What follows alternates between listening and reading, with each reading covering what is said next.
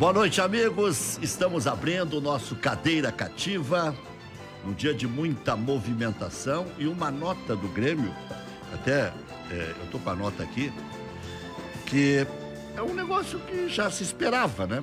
Só que o Grêmio resolveu juntar os direitos de imagem que já tinha acertado com o salário, com o desconto no salário. Então agora haverá um desconto, pelo que eu entendi, de 55%. Os jogadores vão receber 45%. Da remuneração total. Da remuneração. Somando tudo. Eles vão receber 100%. Eles vão receber 100%. Não deram uma migalha para o Grêmio. Deram só a transferência. Sabe por quê que eles não deram nada? Porque é corrigido ainda o acordo. E eu não estou falando aqui de forma irresponsável, porque eu fui falar com um dirigente do Grêmio. Porque senão daqui a pouco os caras vão dizer, não, mas não é corrigido. É corrigido. Se é corrigido, não tem nenhuma benevolência aí, ó. Jogadores do Grêmio não baixaram os seus salários. Eles adiaram o recebimento. Vão receber só 45%. É legal isso. Ajuda o clube. Ajuda. Agora, eu tenho uma posição na imprensa que todo mundo conhece. É de transparência, de clareza, de ser reto, objetivo. Eu não vou tangenciar. O que eu disse hoje pela manhã na Rádio Grenal, disse ontem à noite aqui, digo agora de novo. Os jogadores do Grêmio não deram moleza para o Grêmio. Eles transferiram o recebimento. Só isso. Por quê? 55% eles vão receber depois e corrigido. Depois e corrigido. Então, esta é uma informação que o Grêmio faz bem bonitinha numa nota oficial e que os jogadores estão indo para as redes sociais dizendo que foi uma proposta do Grêmio. Se foi proposta do Grêmio, ok, o Grêmio que dê explicação. Se foram os jogadores que se manifestem. É livre a manifestação. Agora, não me venham querer enfiar na minha cabeça um negócio que não vai entrar na minha cabeça. O que eu sei de informação, eu sei de informação. Os jogadores do Inter, e não tem nada a ver com grenalização, nem coisa nenhuma. O Internacional está mais endividado que o Grêmio. Todo mundo sabe que eu tenho que criticar do Internacional, eu critico, eu tenho que criticar do Grêmio, eu critico. Esse negócio de torcer para um lado e para o outro, todo dia eu ouço que torço para um lado, que torço para o outro. Isso mostra exatamente o equilíbrio dessa longa carreira de 35 anos. Mas eu sempre falo isso para frisar bem que eu estou me lixando. Só para deixar bem claro.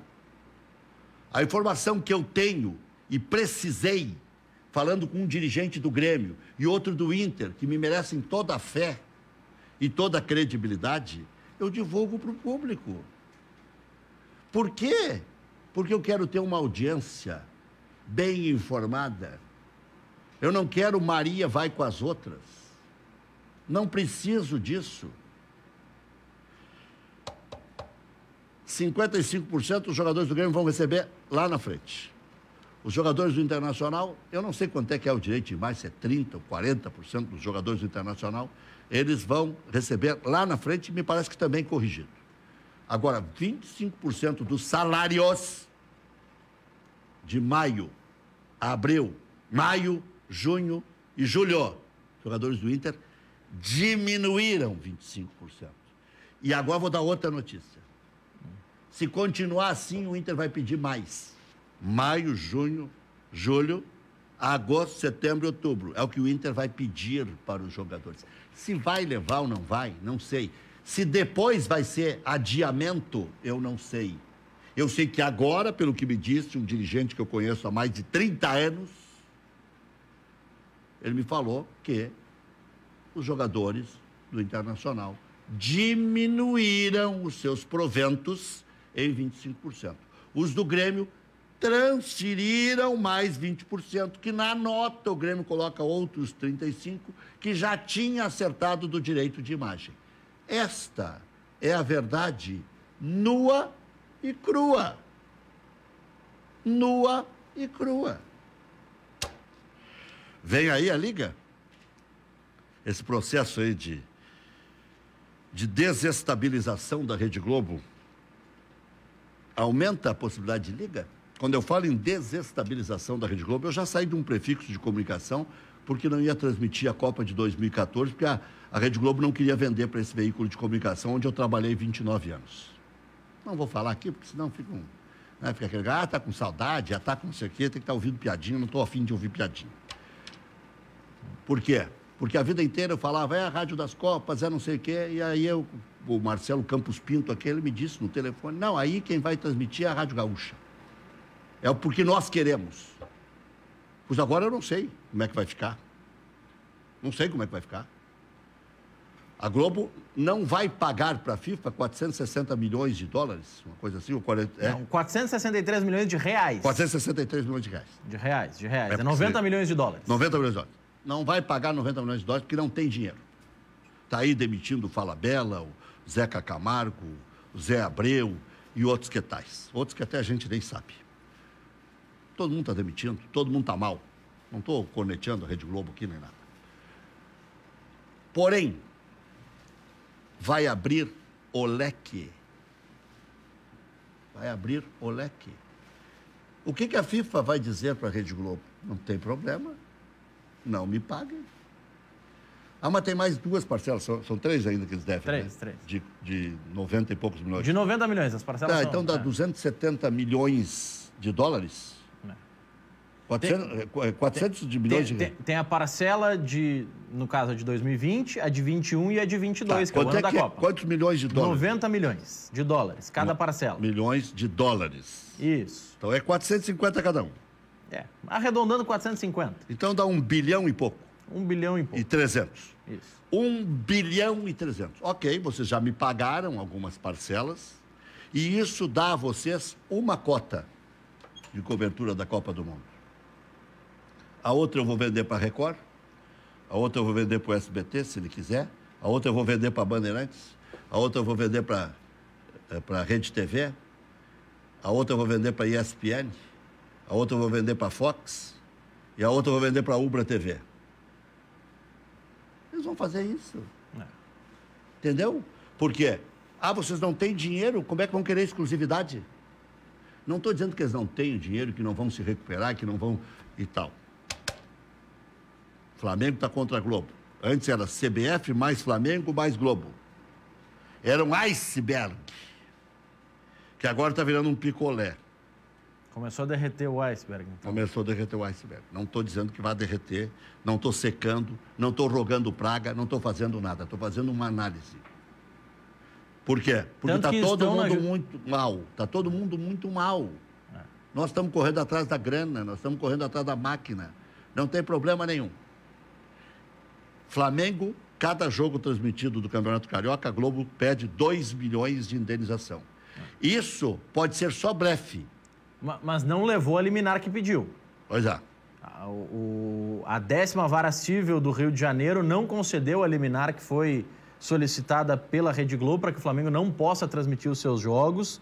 O pedido liminar foi encaminhado, foi dado o segredo de justiça para que não se acompanhe, enfim, não se tenha as informações tão amplas como esta, mas a informação do juiz, o que foi publicado no despacho do juiz, é de que a Globo terá que aguardar a manifestação do Flamengo em juízo para que depois o juiz decida ou não pela liminar e analise o caso. Isso não é o bode na sala, são vários bodes na sala, né? Então, já estou até fazendo umas anotaçõezinhas aqui.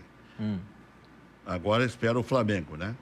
O Flamengo tem 24 horas para se manifestar para que depois o juiz decida se cabe ou não o pedido de liminar ou não, ouvindo as duas partes. A Globo alega que foi inconstitucional o ato da medida provisória que dava o direito de transmissão para os mandantes, que não caberia ser deliberado este assunto em uma medida provisória. Eu não vou fazer intriga ainda. Eu vou dar uma pensada aqui até o fim do programa sobre essa anotaçãozinha que eu tinha feito aqui, mediante dos meus contatos da tarde. São perigosos esses contatos da tarde. Né? Então, eu vou só fazer aqui. Friso renovou. Tá, pronto, já passei meus apontamentos a limpo. Tá, o Friso renovou com o Grêmio porque vai ser repassado para o Atlético Goianiense. Série B, segunda quinzena de agosto. Então, vai ter primeira divisão também aí. O Ney Franco já está nos acompanhando, vai ter primeira divisão também na segunda quinzena. Se pode a segunda divisão, pode a primeira divisão. Em São Paulo, já haverá realização de treinos coletivos a partir de 1º de julho. Começaram a treinar agora. O Corinthians há poucos dias, o São Paulo hoje, outros não sei o que. Tá. Vai ter coletivo em julho. Então, atenção, Grêmio Internacional. Aqui, os 2 primeiros que começaram foram o Grêmio Internacional. Então, vão treinar também a partir de julho. Tenho certeza que o prefeito vai dar esse tipo de declaração. Amanhã tem uma reunião do Conselho Nacional de Clubes. Imagino que eles já vão falar alguma coisa sobre a Liga e dessa desestabilização da Rede Globo. Problemas com a FIFA, problemas com o Flamengo, quer dizer, era um iceberg que pode estar virando picolé. Mas não estou desejando mal nem nada, só estou fazendo uma ponderação. E é uma situação que ainda vai se conversar muito pela frente aí. 450 mil dólares o Inter quer para liberar o Gustavo. Aí cabe ao Criciúma, ao Corinthians e o Inter se acertarem, porque é um pedaço para cada um. O Tabuão da Serra, esse, parece que vai ficar com um pedaço também para o futuro. Volto a dizer aqui, os jogadores do Grêmio não perdoaram o Grêmio em 1 centavo. 1 centavo. Quando tiver ok, 100%, o Ney só me avisa aí. Tá, 55% eles vão receber no futuro e com, não é reajuste. Correção monetária no ano que vem. Os jogadores do Internacional perdoaram 3 meses e o Inter vai já propor mais 3 meses. Maio, junho e julho. O Internacional vai tentar agosto, setembro e outubro, para poder pagar em dia. Aliás, o Inter que pagou hoje. O salário que estava atrasado, está tudo em dia e tudo certo. Então, os jogadores do Inter já tinham perdoado o direito de imagem, que deve ser 30% mais ou menos, parecido com o do Grêmio, mais 25%, 35% mais 25%, 60%. Vão receber 40% do salário. Mas é assim, os clubes estão pelados. E é isso. Tem essa história do Flamengo aí, tem que se defender. Agora a Globo quer cobrar uma multa de 2 milhões por cada jogo que o Flamengo vender. Pode ser para a própria TV do Flamengo, né? Pode transmitir no próprio canal do YouTube. E a outra notícia, eu vou ver se eu dou até o final do programa, porque eu não estou a fim de me incomodar. Tu acha que eu... Ney Franco... Tu não gosta de te incomodar? Não gosto de me incomodar. Ney Franco... É mais ou menos como dizer que o Ney Franco não gosta de treinar um clube ali na beira da Casa Mata. O Ney Franco agora tem clássico lá para se ver na primeira divisão. Isso é uma coisa boa.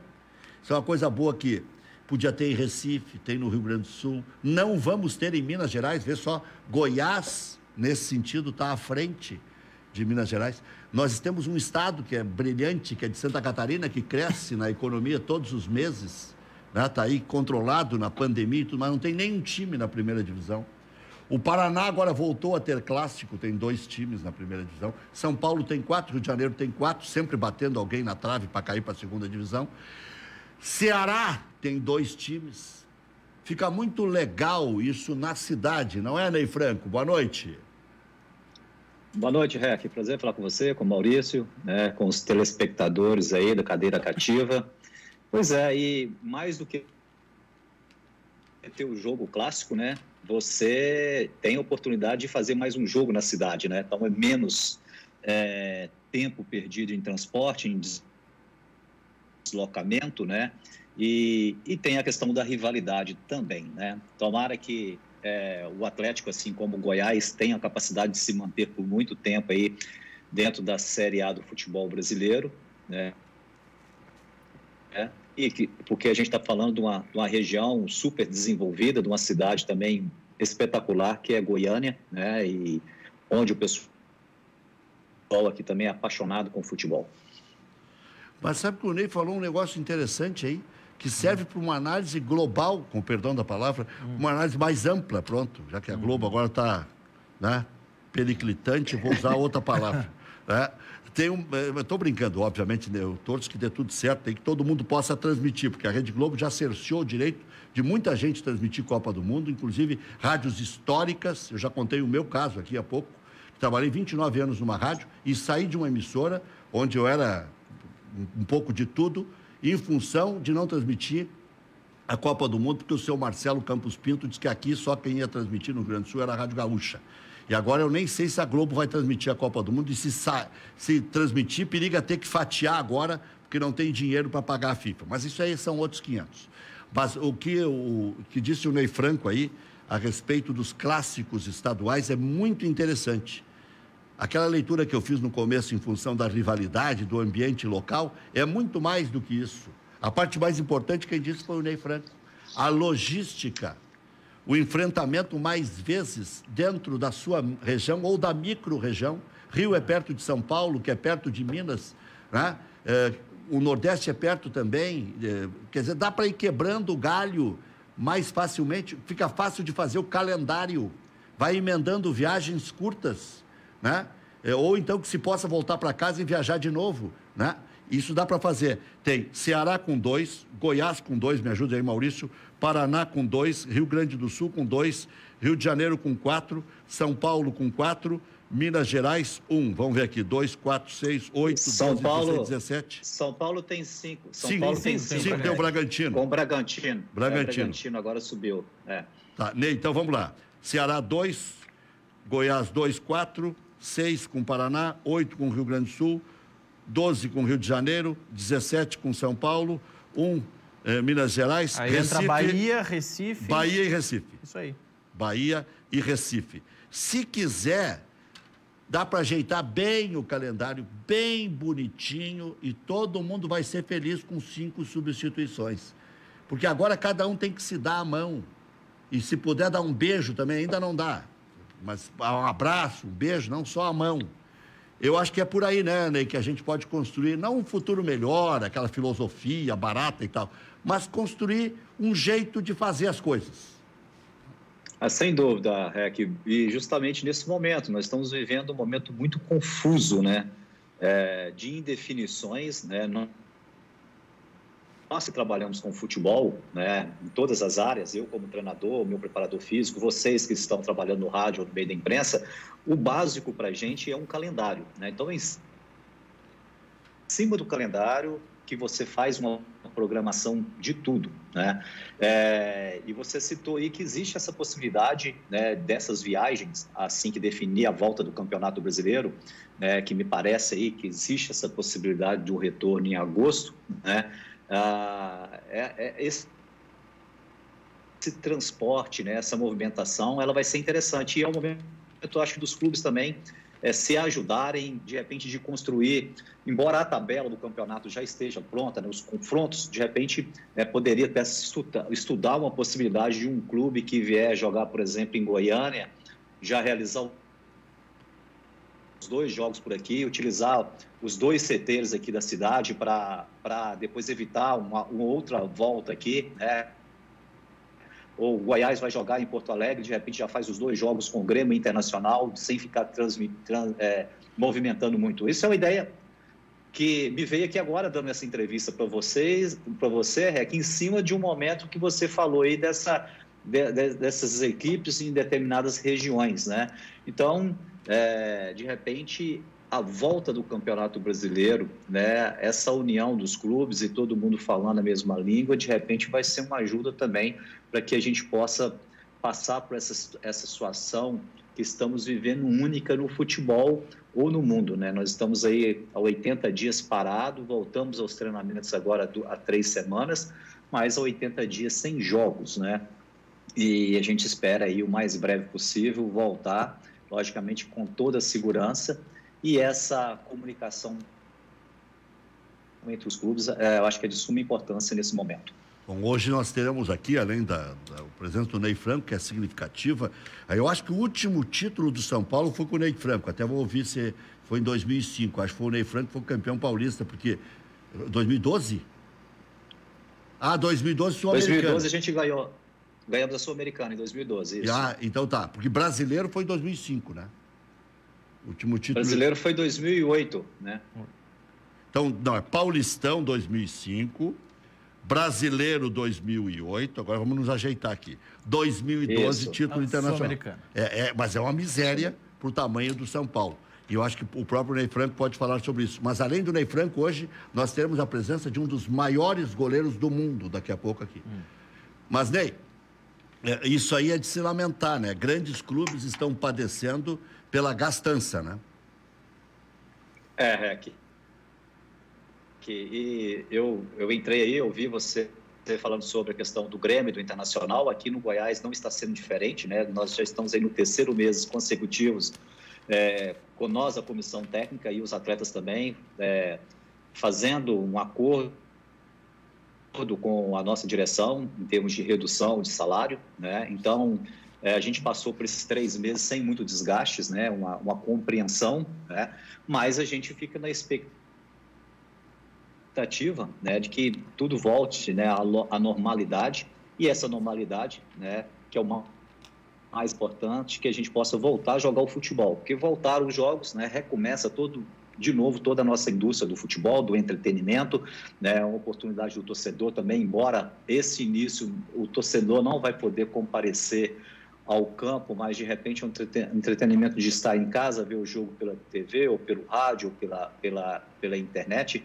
Mas os clubes hoje, né, praticamente está todo mundo aí com o pires na mão, né? Então, logicamente, tem alguns clubes com um pouco mais de gordura do que o outro,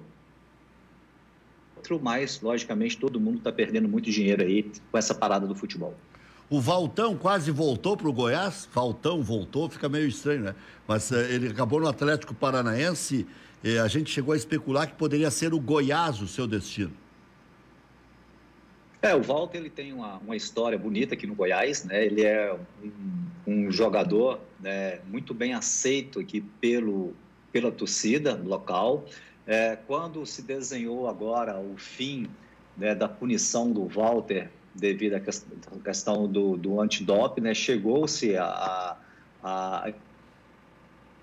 especular essa volta do Walter para o Goiás. Mas eu te confesso que nós, da comissão técnica, né, a gente nunca foi procurado pela diretoria ou por representantes do atleta, ou nós também procuramos o Walter. E depois a gente viu pelos noticiários, né, que ele se acertou com o Atlético Paranaense, né, e logicamente foi para um clube, né, como seria o Goiás também, com estrutura, né? Se o Walter colocar na cabeça que quer jogar futebol, né, quer ser...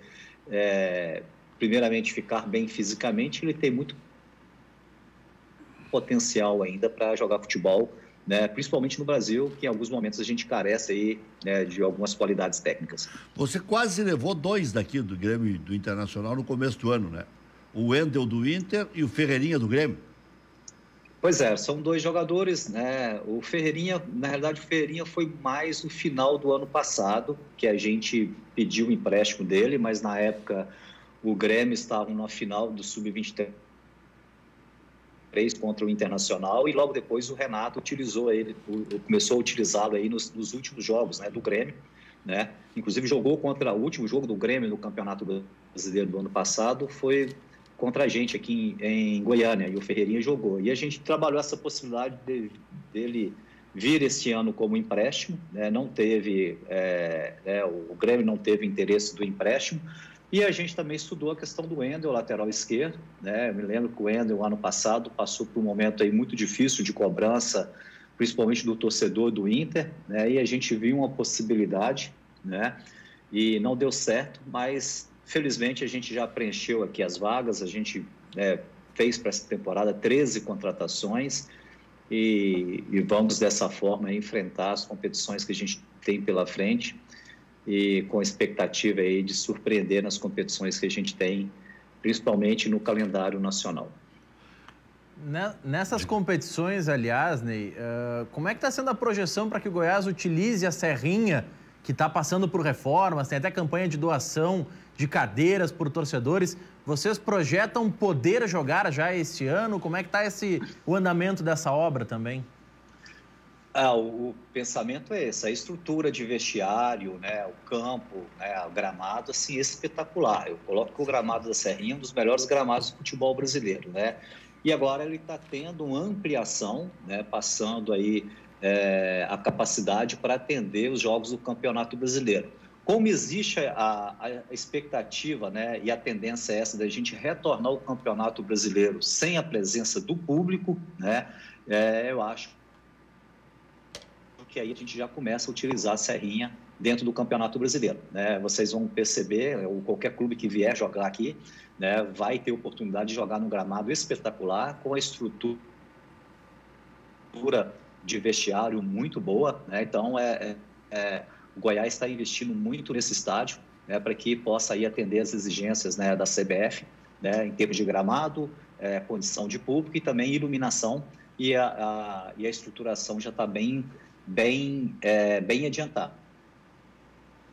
Eu creio que se o Campeonato Brasileiro, a Copa do Brasil, retornar na segunda quinzena de agosto ou em setembro, o estádio já estará em condições aí de receber jogos pelo Campeonato Brasileiro.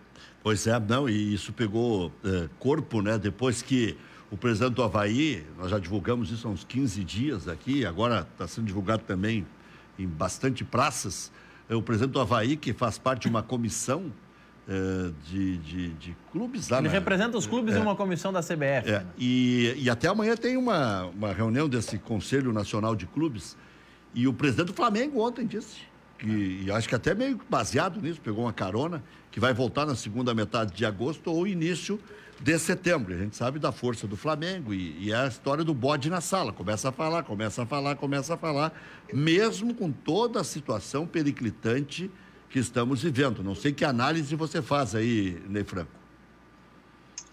Que é o seguinte, eu sempre fui favorável e sou favorável a gente voltar, primeiramente, às atividades, né? Primeiramente, treinamento com segurança. Eu digo hoje que a gente está fazendo isso com muita segurança hoje aqui no nosso CT, né? Eu te digo que a volta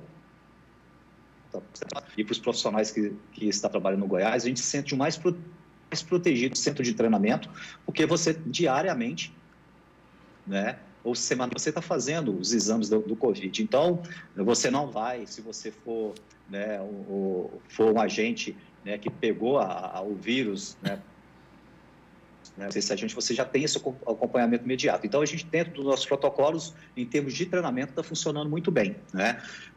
E o que a gente já percebe agora é que no mês de agosto, né, tá todo mundo reclamando, todos os clubes reclamando sobre essas questões financeiras, né? Então, eu acho que se a gente tivesse a mesma proteção que a gente está tendo, né, quando eu falo a gente, os profissionais que vão estar envolvidos no jogo, né? Aí vale para jogadores,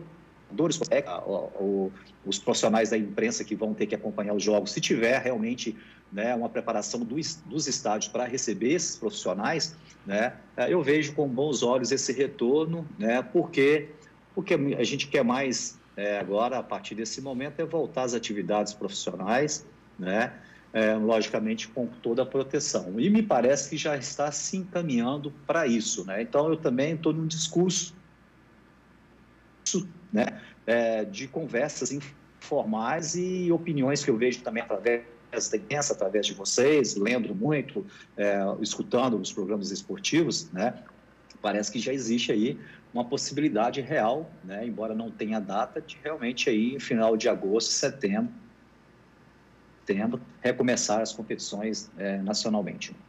Muito bem, nós vamos fazer um intervalo breve e só para a gente ajustar um pouquinho, o som tá excelente, a imagem, deu para captar todo o conteúdo, mas de vez em quando está dando uma trancadinha de leve, né? E eu tenho certeza que o pessoal em casa está gostando, porque não houve prejuízo ao conteúdo. Mas em um minuto a gente está de volta. Estamos de volta com o nosso Cadeira Cativa, procurando restabelecer o contato com o Ney Franco da melhor maneira possível. E eu estava até ouvindo a conversa do Bruno com o Ney Franco aí, é 4G ou é Wi-Fi, às vezes funciona melhor com 4G, às vezes funciona melhor com Wi-Fi. Então, vamos ajustar a melhor maneira para levar o melhor conteúdo possível, já que é a alternativa que a gente encontrou nesta época de pandemia para levar conteúdo diferenciado, né? Não é diferente, não. É diferenciado. A gente tem ouvido pessoas aqui de alto gabarito e de todas as partes do mundo. Hoje, inclusive, vamos entrevistar um dos maiores goleiros do mundo. Vai deixar o suspense no ar para quem está assistindo. Não, mas não é um dos maiores goleiros do mundo? Não sei. Vai deixar o suspense para o nosso telespectador. Não, mas não tem suspense, já estou dando quase a notícia, um dos maiores goleiros do mundo.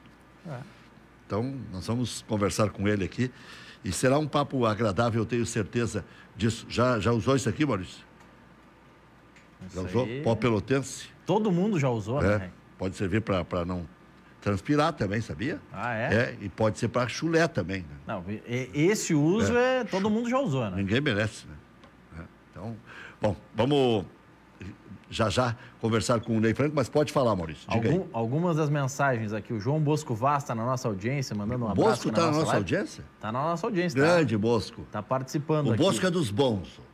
O Alexandre está dizendo que o Requito está on fire hoje, que está... Pode ser o Alexandre Vitkovski. O Vitkovski, tá bom. Beijo pra ti, Vitkovski. Diz que tu tá... Não, eu tô como sou. É verdade. A Denilce também tá na nossa audiência. O Roger Luiz Biel também tá mandando mensagem aqui. O Teobaldo Mesquita, muitas participações. Teobaldo Mesquita é lá no Paraná. Lá do Paraná. Tá nos acompanhando. Participando direto. E eu tava vendo, Rec, porque é um dos assuntos da semana, a possível transferência do Arthur para a Juventus, saindo do Barcelona, que teria uma repercussão financeira no Grêmio. E aí o PVC fez uma análise do Arthur de que muito ele está sendo liberado porque ele não está tendo o protagonismo que o Barcelona esperava. Não, ele não está tendo jogador, nem um bom comportamento fora de campo.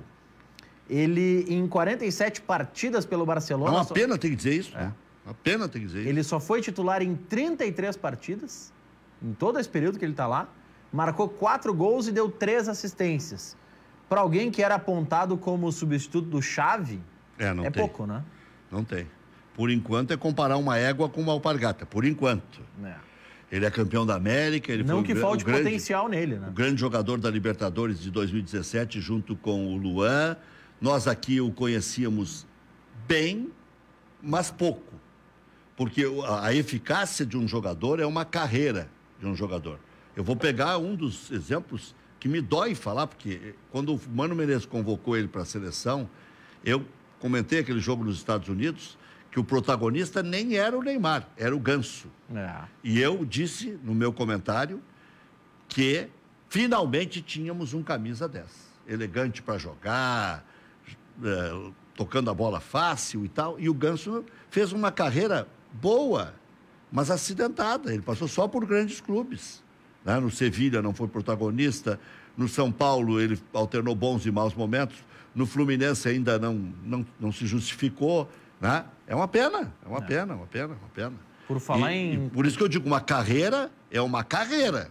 Tá aí o Ney Franco está há 30 anos no futebol, passou por seleção de base, passou pelo Flamengo, passou pelo São Paulo, ele está treinando o Goiás pela 2ª ou 3ª vez. Uma carreira é uma carreira. E o Arthur pode ser milionário, pode ser queridinho, pode ser craque para muitos, mas vai ter que sempre se justificar, não adianta. É igual eu, se começar a gaguejar, ou ficar rouco toda hora, ninguém vai me querer, já me mando já. Os caras já estão loucos para mandar. Já estão loucos para mandar, só falta gaguejar um pouquinho. Tá. Vai, tá tudo bem em casa e arredores, antes que tu pergunte, viu? Não, e sobre o Ney Franco, você estava falando, você citou a seleção de base e tudo mais, passou por base do Cruzeiro, base do Atlético, teve que se lançar no Ipatinga. Trabalhou junto com o Mano Menezes e tal. Então, viu que tu pode até te aposentar. Tu que não gosta muito de trabalhar, daqui a pouco investe. E nem precisa investir tanto assim, né? Isso aí. Viu que a gente trata bem aqui os colegas, viu, Ney Franco? Pois é, me passa aí, estou precisando também. Para aposentar, já está na hora. Então tá, olha aqui, a gente brinca com quem a gente gosta e pode brincar, né? Olha aqui, ó, o Ney, foi você que lançou o Dudu ou foi o Anderson? O Dudu que está no Palmeiras hoje? O Dudu é o seguinte, eu acompanhei sempre o Dudu nas categorias de base do Cruzeiro. E quando ele estava no sub-20 do Cruzeiro, em 2010, eu dirigi o Coritiba na Série B do Campeonato Brasileiro e eu peguei o Dudu emprestado do Cruzeiro para o Coritiba e a gente foi campeão da Série B em 2010. O Dudu foi um dos destaques da Série B. Aí ele retornou para o Cruzeiro e logo depois já jogou para o profissional e logo depois ele foi negociado para um clube da Rússia. Depois voltou para o Grêmio, né? E hoje está no Palmeiras. O teu som agora é espetacular, né? Então, só para te deixar tal tranquilo. Tal qual o conteúdo. Tá, tal qual o conteúdo.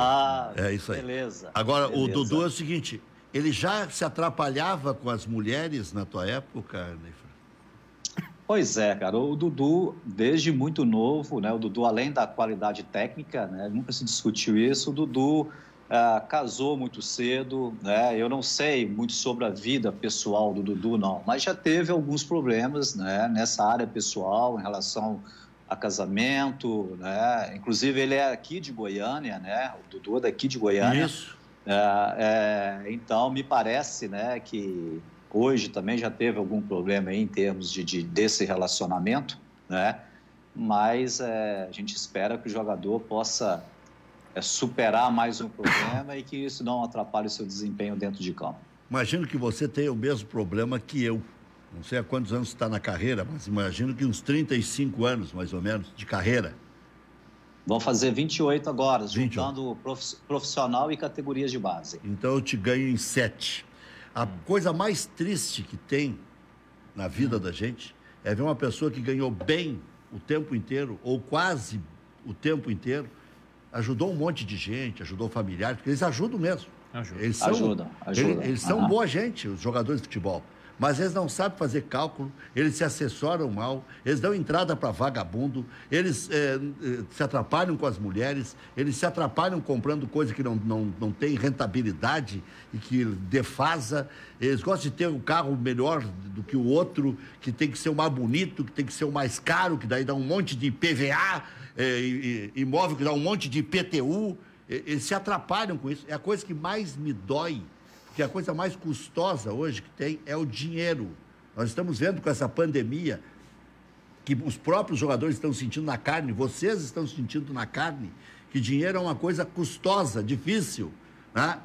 E eles se atrapalham com isso. E agora, quando a gente vê essa situação do Dudu, o Dudu é um cara realizado, jogador de seleção brasileira, um baita jogador, tem que se resolver nessas questões todas, nem que seja com um grande advogado, diz aqui, ó, manter distância, resolve isso para mim, mas eles não conseguem se organizar.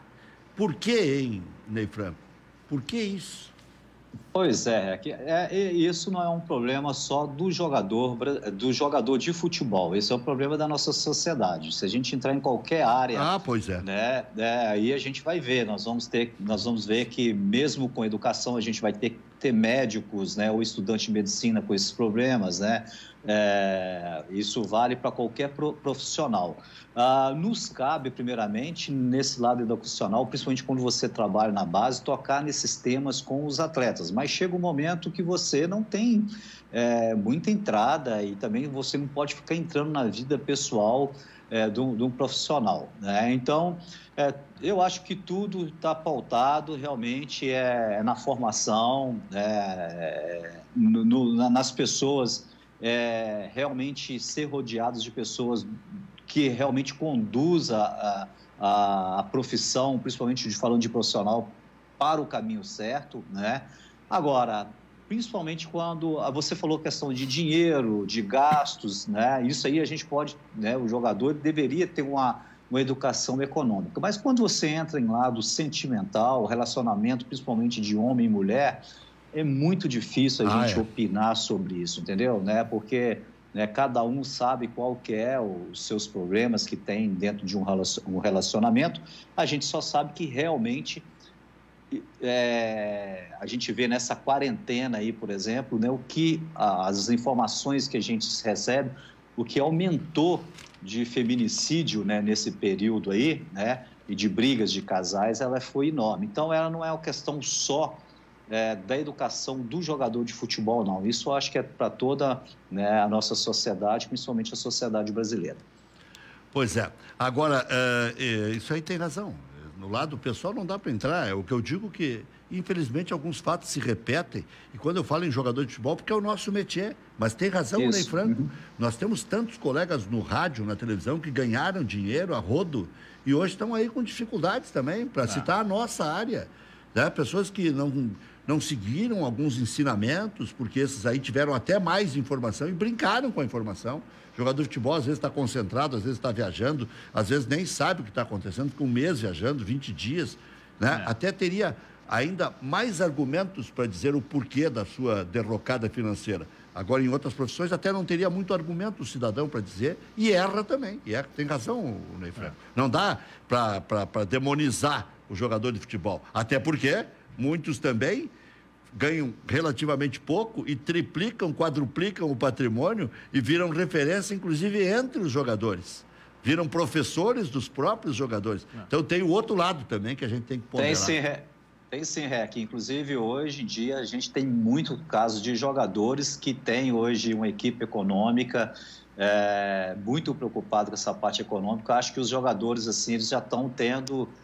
já está chegando uma geração aí mais nova, mais ligado e realmente não sei se o jogador ele vai desenvolvendo esse lado e também vai tendo o suporte das pessoas que gerenciam a carreira dele. Então, hoje a gente vê que já tem muitos jogadores fazendo curso de economia, procurando pessoas especializadas nessa área, né? Então, tem um outro lado da moeda também, tem pessoas que estão aproveitando aí o dinheiro que ganha e, logicamente, conseguindo aí fazer esse dinheiro ter um retorno, né, para ele e para as gerações futuras. Inclusive tem gente aí, por exemplo, o William trabalha orientando o jogador de futebol, ex-zagueiro do Grêmio, da Seleção Brasileira, do Cruzeiro, que o Ney Franco conheceu muito bem lá, jogou no Ipatinga, quando veio pro Grêmio, ele veio do Ipatinga, né?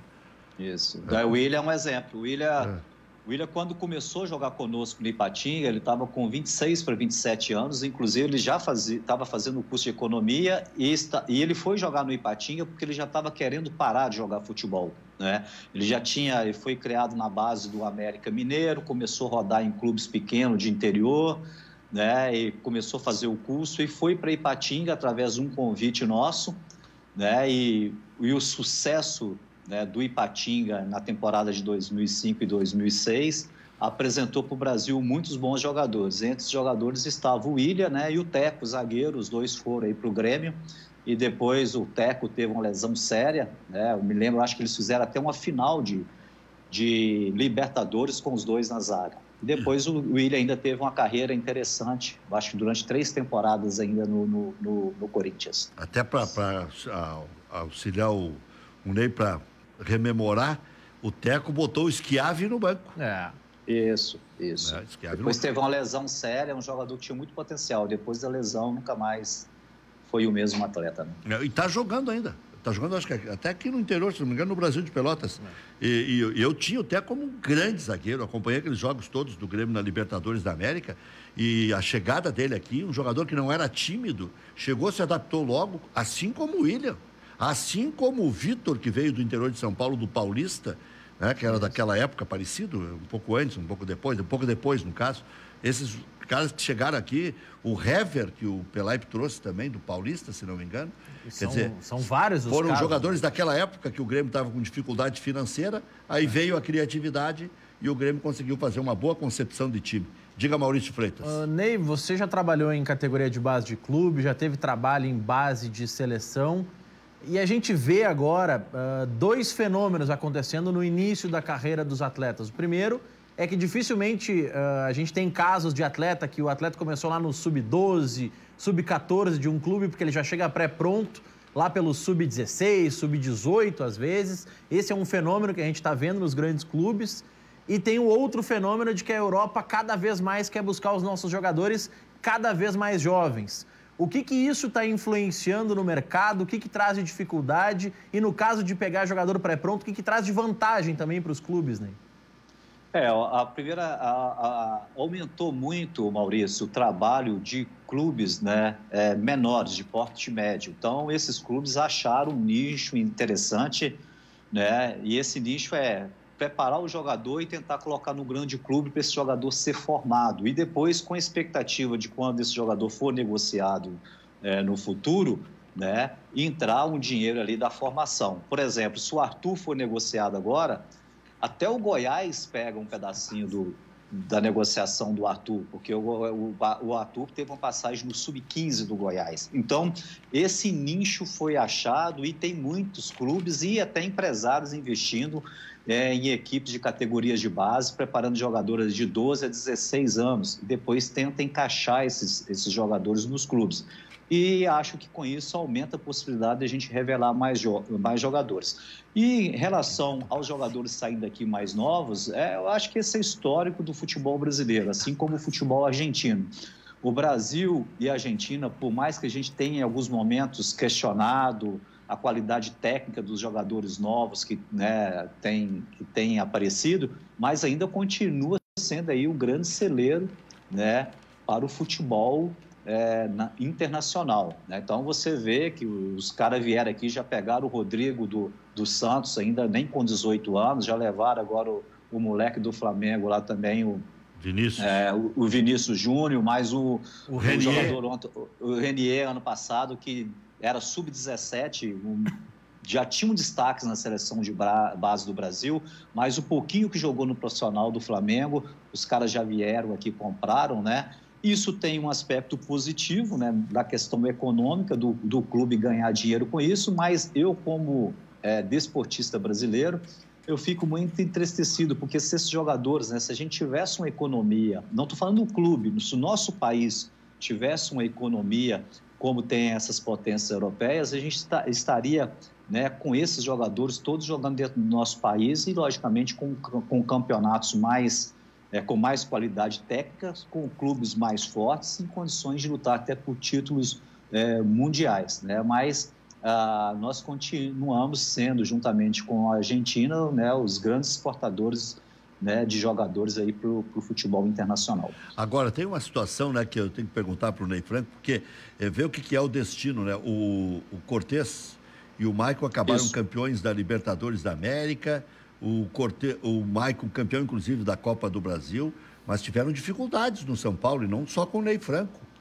com o Muricy, com outros técnicos. O Bruno Cortez chegou à seleção brasileira com o Mano Menezes, se não me engano, e depois foi decaindo. Às vezes, mudar de ares faz bem também, né? Foi o que aconteceu. Faz sim, Rec. Tem hora que isso esse exemplo que você deu do Cortez e do Maicon, se você estudar em cada elenco hoje de jogadores que sobressaem, você vai perceber que em determinado momento ele passou por um clube e não foi bem, né? E teve uma cobrança muito grande, principalmente da torcida, né? E esses dois jogadores que você citou, trabalhei com os dois, né? Tanto com o Maicon como o Cortez, né? Além de ser dois bons jogadores, são pessoas assim espetaculares, né? Pessoas inteligentes, né? E o Cortez chegou a ser dispensado do São Paulo, inclusive na época que eu era treinador do São Paulo, né? Foi logo depois de uma desclassificação nossa de uma Copa Libertadores, né? Ali começou a ter uma caça às bruxas, um questionamento do trabalho, né? Primeiramente da comissão técnica, de alguns atletas, né? E na época o Cortez, né, juntamente com mais 5 atletas, foram dispensados, né? E na época eu não tive muita força para proteger o Cortez, e uma das coisas que me incomoda na minha carreira hoje foi ter, né, concordado naquela época, não ter tido força para segurar principalmente o Cortez, né? E o Maicon já foi uma situação diferente. O Maicon jogou em alguns momentos como titular do São Paulo, alguns momentos na reserva, né? E sempre foi um jogador muito técnico, né? O Maicon é um jogador que eu já acompanho há muito tempo também. Depois, um desgaste, né, dentro do clube, teve essa oportunidade de sair, quando eu falo oportunidade, de ir para um clube, né, tão grande como o Grêmio, e chegou no Grêmio num momento muito especial, onde o Grêmio foi reestruturado e onde ele teve uma participação decisiva nessas competições que o Grêmio foi bem e que foi campeão, né? Então, hoje, o Maicon, inclusive, ele é uma referência para nós hoje de como um volante deve jogar, né? Um volante técnico, né? E é um atleta de alto nível, né? Que em alguns momentos não deu certo no clube, mas vai para outro clube e deu certo, né? Fazer várias perguntas aí para a gente encaminhar o encerramento, mas tudo numa só, e você fica com a palavra. O Sandro está aí com você, foi bicampeão da Libertadores da América com o Inter. O Inter bicampeão e ele campeão, né? Porque na primeira era o Edinho, o titular, e ele foi começando a ganhar espaço no Internacional na Copa Sul-Americana de 2008, foi crescendo e chegou ao ponto de ser campeão da Libertadores, saiu logo em seguida do Internacional, a gente perdeu um pouco o contato, ele foi razoavelmente bem na Europa, mas se lesionou demais e tal, Quero saber em que condições você recebeu o Sandro. É um cara inteligentíssimo, um cara querido e tudo mais. Pelo que briga o Goiás no Campeonato Brasileiro e a situação do Flamengo. O Flamengo é quase imbatível ou não tem essa conversa aí? Quanto maior, pior é o tombo, né? Que a gente diz no interior aqui do Rio Grande do Sul. Como é que você define a situação do Goiás, o Flamengo, que hoje é o cancan aí das disputas, e o Sandro, ex-meio-campista do Colorado aqui? Olha, em relação ao Sandro, a nossa equipe, nós fizemos para essa temporada 13 contratações, né? E entre essas contratações estava o Sandro. Logicamente que o primeiro pensamento, quando a gente lembra do Sandro, foi realmente o desempenho dele, né? O trabalho realizado no Inter e depois uma convocação para a seleção brasileira. Depois foi para o futebol inglês, futebol italiano, né? E ficou um tempo parado por lesão. E agora na contratação ele chegou em janeiro e estava praticamente 7 meses sem jogar, né? Então ele teve agora, no início de temporada, né, uma certa dificuldade para readaptar aos nossos treinamentos, readquirir a forma física, mas depois já começou a ter essa sequência de jogos e principalmente nos 2 confrontos que a gente fez pela Copa do Brasil, que a gente eliminou o Santo André lá em São Paulo, ele entrou muito bem. E no primeiro jogo nosso do mata-mata com o Vasco, ele fez o jogo todo, né? Lá no Rio, onde a gente ganhou de 1-0, onde ele já atuou muito bem. E essa atuação do Sandro contra o Vasco nos dá, assim, um norte de um jogador que pode ser muito útil para a gente, não só na parte técnica, mas um jogador que vai chegar aí com experiência internacional, né? Então, a gente tem uma expectativa enorme. E o Goiás, as pretensões do Goiás no Campeonato Brasileiro é fazer uma campanha melhor do que ano passado, né? Não entrar no Campeonato Brasileiro com aquele discurso, disputar para não cair. Ano passado nós terminamos em 10º colocado, tivemos muito próximo de terminar a competição em 8º colocado, né? Que foi a posição que o Inter, se não me engano, terminou. A gente poderia estar disputando uma pré-Libertadores, né? Mas nos 2 últimos jogos a nossa equipe ela deu uma caída de rendimento, né? Então a gente quer uma classificação melhor para o 10º colocado, né? E também tem uma Copa do Brasil, que eu acho que é uma competição que a gente pode sonhar por título. O Goiás já chegou a uma final de Copa do Brasil, né? Tem vários jogadores no elenco acostumado com esse tipo de competição. Tem uma comissão técnica também. Eu fui campeão da Copa do Brasil com o Flamengo. Então, a gente também tem um grupo de jogadores aí com know-how para disputar esse tipo de competição. Então, é uma competição que a gente sonha com título, né? Em relação ao Flamengo, eu acho que o Flamengo, ano passado, ele fez uma diferença no Campeonato Brasileiro, mas eu acho que esse ano ele vai ter concorrentes assim, melhores preparados. Entre esses concorrentes estão as 2 equipes aí do Sul, com o trabalho aí do Renato de 3 anos à frente do Grêmio, né? E o novo trabalho agora também aí do Internacional, que está montando uma equipe muito forte. Eu acho que essas 2 equipes vêm forte para o brasileiro, né? Com condições de título. Coloco o Palmeiras e o São Paulo, em São Paulo também, né, como 2 candidatos também a lutar ali cabeça a cabeça com o Flamengo. E no mercado a gente vê o Atlético Mineiro, né? Tem o Sampaoli e está contratando todo mundo, está tendo um reforço enorme. Talvez o Atlético Mineiro também venha forte para o Campeonato Brasileiro, lembrando que ele já saiu das outras competições, né? Já perdeu a classificação para os afogados na Copa do Brasil, já saiu também da Sul-Americana, se não me engano, e só tem um Campeonato Brasileiro pela frente. Então, acho que com esses reforços, né, e está disputando o Campeonato Brasileiro, acho que o Atlético Mineiro também entra forte nesse Campeonato Brasileiro. Diga, Maurício. Deixa eu pegar um pouco a experiência do Ney Franco, especialmente... Só para lembrar aqui a classificação do Campeonato Brasileiro do ano passado, o Inter ficou em 7º, o São Paulo ficou em 6º e o Corinthians ficou em 8º. Desculpa, é isso aí. É o Corinthians que a gente poderia ter ficado nessa posição aí. Naquela busca ali por uma das vagas da pré-Libertadores e tudo mais. Era uma vitória do Goiás de uma derrota do Corinthians dava Goiás. E resultava nisso. Ney, você trabalhou, especialmente período de seleção brasileira, mas também nos clubes, com alguns atletas como Oscar, Casemiro, Dudu, Felipe Coutinho, Lucas. o próprio Neymar.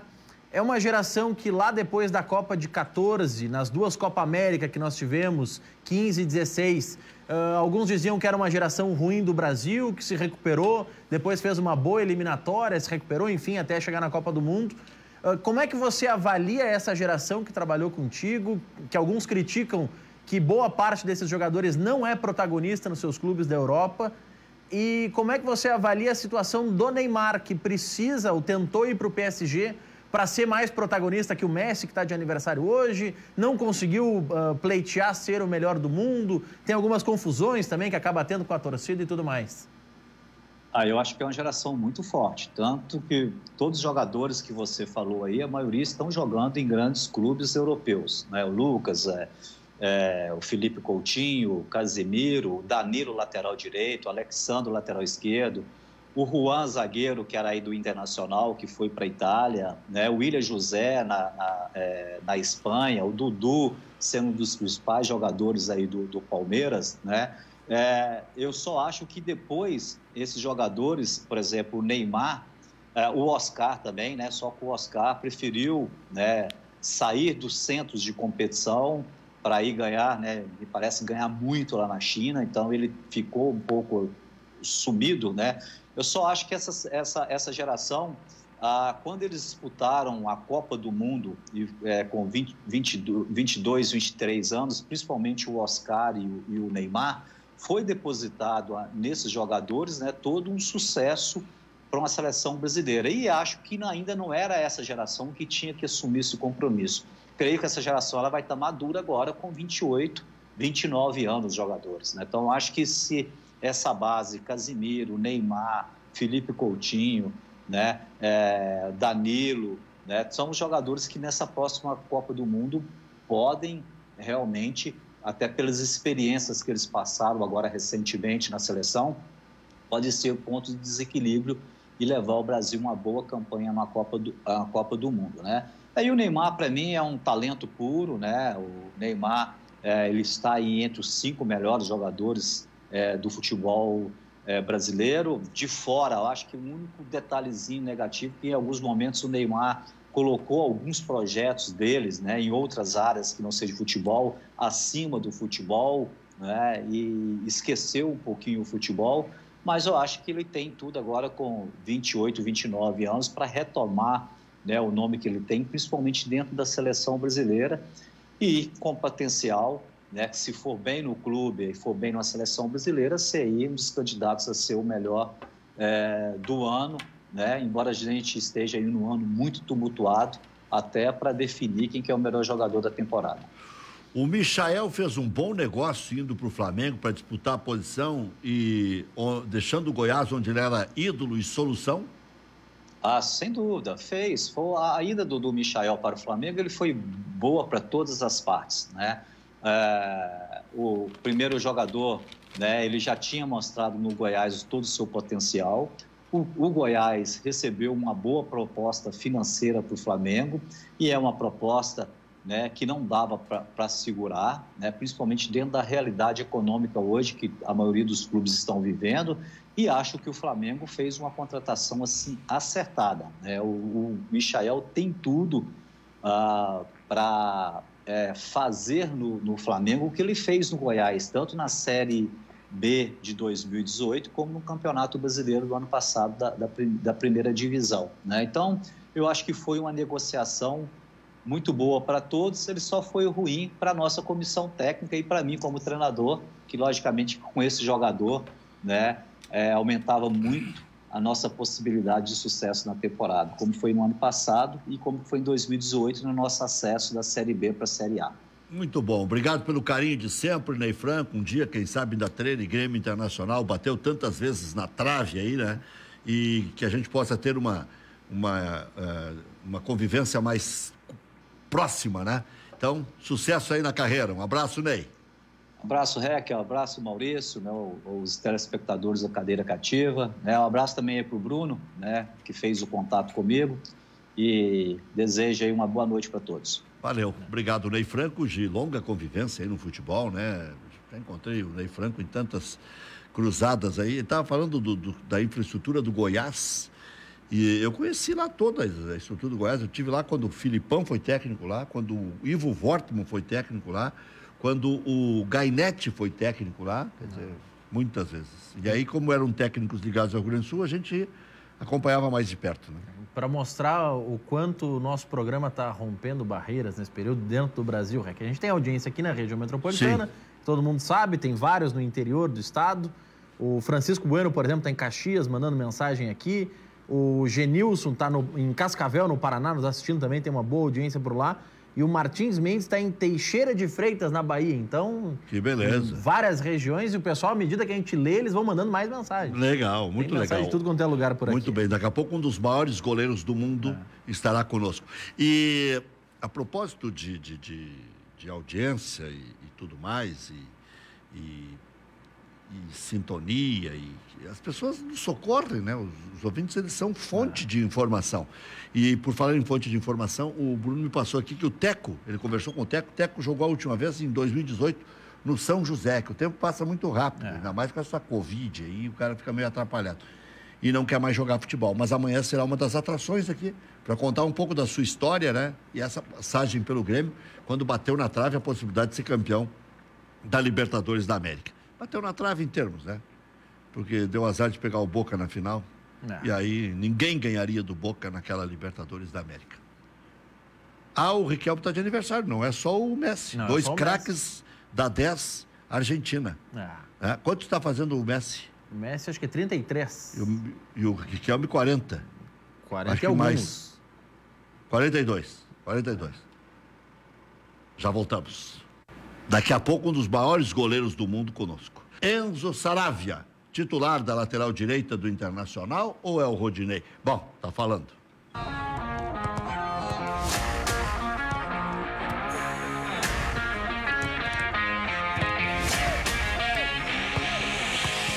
Sí, muy bien. Bueno, primero que nada, muy contento y muy agradecido a toda la gente internacional por el recibimiento que me hicieron desde que llegué. Me han hecho sentir muy cómodo. Después también, bueno, antes de la pandemia he tenido la oportunidad de conocer un poco Porto Alegre, y la verdad que es una ciudad muy agradable, muy linda, y bueno, me estoy sintiendo muy cómodo.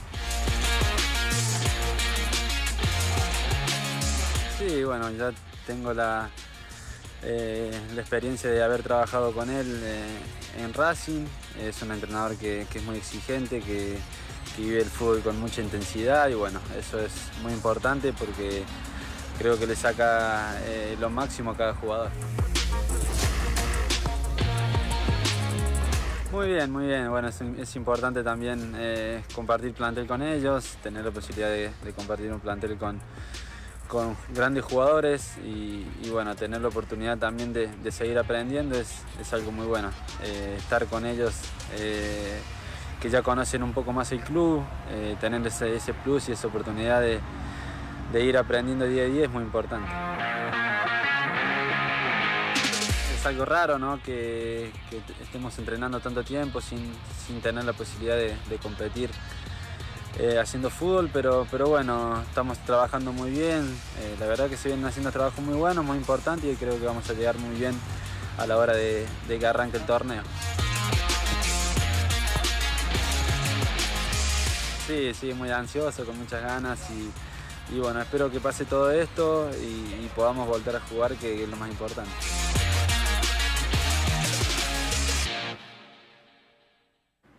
Estamos de volta, já um dos maiores goleiros do mundo estará conosco. Daqui a pouco um dos maiores goleiros do mundo estará conosco. Diga aí, Maurício Freitas. Bom, Rec, o Ministério da Saúde divulgou hoje uma mudança no critério, no protocolo que era adotado em relação à realização de testes. Agora os testes serão realizados também em pessoas que tenham sintomas leves de coronavírus. Sintomas gripais, uma coriza, uma dor de cabeça, enfim, qualquer sintoma gripal. A orientação nova do Ministério da Saúde é que essas pessoas também façam testes. A expectativa é de que mais de 40 milhões de pessoas com isso passem a fazer o teste ao longo dos próximos meses, assim... E nós temos os testes? O Ministério da Saúde adquiriu boa parte desses testes, até porque grande parte das outras zonas endêmicas pararam de ter uma demanda tão forte por testes. O Ministério da Saúde conseguiu adquirir mais testes E aí, especialmente aquele teste rápido, que não é 100% preciso, mas que dá uma boa probabilidade de indicar se a pessoa tem ou não, esse teste vai ser aplicado em mais pessoas do que era anteriormente. Chuchuzinho, como é pequenininho, faz meio teste. Se tu diz. Ministério da Saúde que divulgou os números mais recentes apontam 1.103 óbitos nas últimas 24 horas por conta do coronavírus. Não baixa nunca. Seguimos naquela média de 1.000 e alguma coisa. Esse número de 1.103 é no último fechamento que foi realizado, se aproximando de 54 mil casos. A gente vai se acostumando, né? Quando eu ouvia isso da Itália, entrevistava aqui o Diogo Rimoli, eu quase chorava junto com os italianos. Na Itália, quando nós nos assustávamos quando morriam 600, 700 italianos. Era um absurdo. E agora, às vezes, até se trata como uma notícia Claro que nós temos 4 vezes, 5 vezes a população deles, né? Você estava na Grécia até o começo do ano, é isso, Gotti? Boa noite, Rec. Boa noite, Maurício. Boa noite a todos os telespectadores. Isso, exatamente. Estava na Grécia até o finalzinho de janeiro, né? Foi quando eu retornei para o Brasil. E agora? Agora, com essa pandemia, eu estava acertando com clubes da primeira divisão do futebol grego e aí, com essa pandemia, deu uma parada, né? Uma segurada. Porém, o futebol grego, a primeira divisão, voltou, acredito que já jogaram acho que umas 4, 5 rodadas do play-off, né? Bom, eu brinquei no começo, durante o programa, devia estar assistindo, eu estava chamando que íamos conversar com um dos maiores goleiros do mundo. E está no ranking mesmo, né? Tem matéria apontando, inclusive, e tudo mais. Qual é a tua altura, Gotti? Então, eu tenho 2,04 metros. Bárbaro, então tu é maior que o Dida? Maior. No Brasil, na atualidade, sou um dos maiores em atividade da América do Sul, né? Sou o maior. E no mundo, eu não me engano, devo ser o terceiro hoje. Terceiro. Tem que bater o tambor para os outros pararem para tu virar Guinness Book. Mas a gurizada tá vindo. Já teve muitos que pararam, né? Antes eu era o quinto, enfim. Mas tem uma gurizada vindo aí agora que a gurizada vai dar grande também. O Maurício, pesquisa aí quais são os outros dois aí, para nós ver se dá para bater um tambor para eles pararem. Vou tentar pegar aqui as idades deles, por onde estão. Mas, pegando esse gancho da altura, o que é mais difícil, o que é mais fácil para um goleiro alto, Gotti? E até, emendando a pergunta do Maurício, olha só, sem sacanagem, tá? Tamanho é documento? Vamos lá, primeira pergunta, Maurício. Acho que a maior dificuldade do goleiro alto, né? A preparação dele tem que ser, como vou te dizer assim, mais específica, né? Um goleiro acima de 2 metros ou de 1,95 m, 96, como a gente vê, na base ele tem que trabalhar muita coordenação motora, né? Pois pela estatura dele, por não ser um goleiro tão maturado ainda, ele precisa, então, ter essa coordenação, trabalhar mais essa coordenação, né? E tamanho, acho que tamanho não é documento, cara. A gente, no futebol, né? A gente vê muitos goleiros, assim, numa estatura média e que jogam em alto nível, né? Jogam hoje, no futebol atual, que deu essa evoluída na parte física, né? Jogadores mais altos, mais fortes e tal. Mas acho que tamanho não é documento do futebol, não. Olha aqui, você se criou em Três Passos. É uma terra onde tem muitos goleiros, né? Claro. É Criciúma, o Três Passos, ali é Tafarel, é Darley, é o Beto. Tem um monte de goleiros dessa região aí, né? Exatamente. Eu sou natural de Três Passos, né? Saí novo de lá, saí com 13 anos. Não é terra da Xuxa aí? Na base... Santa Rosa. Santa Rosa. Exato. E aí, a região ali é até conhecido como um celeiro de goleiros, né? Porque dali, de Criciúma, saiu o Tafarel, o Darley, o Beto. Agora, em Três Passos, até, tem uma escola para goleiros, específica de goleiros, né? O TAC tem eu acho que é a parte, eu não sei como funciona lá, mas eu sei que tem. Então, é um celeiro de goleiros e também de outros jogadores, né? O Sandro Becker é natural de Três Passos também. Sim, tem até a escolinha dele aí, que é um espetáculo, né? Exato, agora montou o centro de treinamento lá, revelou bastante jogadores que já estão se destacando em cenário nacional aí.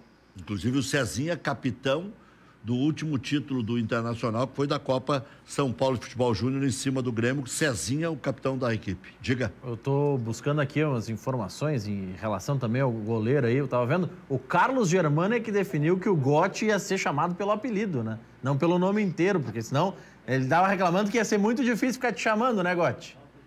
Verdade, essa história aí foi quando eu cheguei no Vasco em 2009, eu subi profissional. E quando eu subi profissional, o meu nome é em alemão, né, cara? O meu nome é Gottfried Goltz. E é uma homenagem que minha mãe fez para os meus dois avós, né? E quando eu subi, ele perguntou meu nome e ele disse, não dá para jogar com esse nome. E o sobrenome é Goltz, em alemão, mas no português fica Goltz. E aí ele falou, não tem como. Nós vamos ter que achar um nome para ti. E nós vamos ter que achar o nome, você vai ter que parar de ser goleiro. Ele ainda brincou, né? E aí outro dia o pessoal falou, a partir de hoje é Gotti, tu vai jogar como Gotti. Porque de família, o meu apelido de família era Godo, né? E aí até, eu sempre falava com a minha mãe, mas por que esse nome? Por que esse nome? Falei, mas tem um significado tão bonito. Em alemão significa amigo de Deus, estar de bem com então Deus. Então tá bom. Eu falei, poxa, mas até explicar isso aí, mãe, é difícil, né? Agora você, só para falar então a sequência da tua carreira, base foi? Grêmio, Vasco.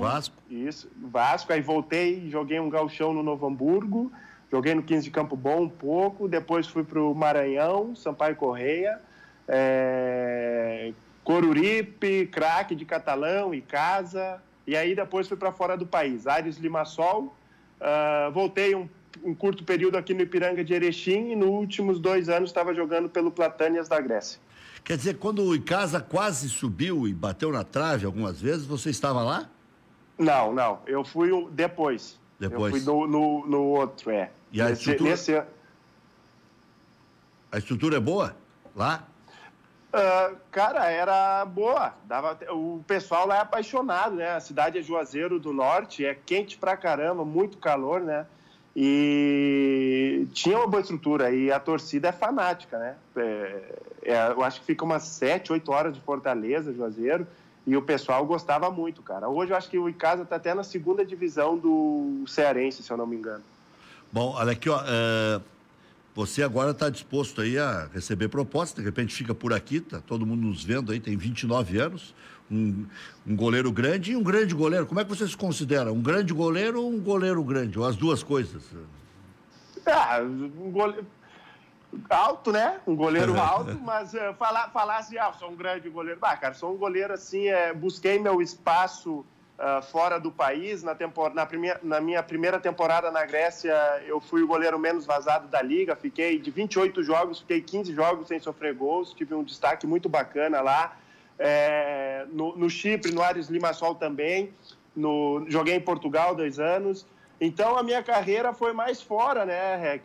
Onde eu tive o maior destaque. Aqui no Brasil, eu nunca consegui ter uma sequência, emplacar, né? Então, eu me considero um bom goleiro, sim. Se tivesse oportunidade, talvez, de jogar no Brasil, iria bem. Outro dia vamos conversar de novo com o Gotti aí, interessante, né? Até eu vi as histórias que ele contou na Grenal e aqui, que ele não fazia gol de cabeça, mas o cara dizia, vai pra área para os caras ficarem com medo de ti. Vai ter 2 ou 3 na marcação. E ele disse que ele não sabia cabecear, mas todo mundo se preocupava. Lá vem que é o grandão. Valeu, Gotti, um grande abraço. Valeu, Rec, valeu, Maurício, um abraço, prazer falar com vocês. Vamos conversar outras vezes aí, bom papo, hein? Diga. Nesse critério de altura aí tem um goleiro que tá na Índia, um belga que tá na Índia e um na Dinamarca, que são mais altos que o Gotti, mas é pouquinho, né? Ele tá buscando eles porque ele é mais jovem. Olha aí, vamos descobrir se esses caras estão em fim de carreira, porque 29 anos, vai ter mais uns 15 anos de carreira. Tem um que tá com 35, outro com 35. Foi. Tchau.